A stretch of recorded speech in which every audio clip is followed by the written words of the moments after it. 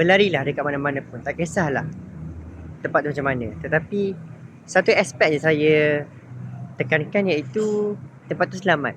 Itu sahaja tempat yang saya boleh bagi tahu aspek yang penting dalam korang punya tempat larian. Korang tak perlulah nak menunggu tempat yang sempurna, tempat yang cantik, tempat yang kata conducive or anything. Korang fikir baru, okay aku baru nak lagi. Kalau korang tengok macam tunggu macam tu, susah.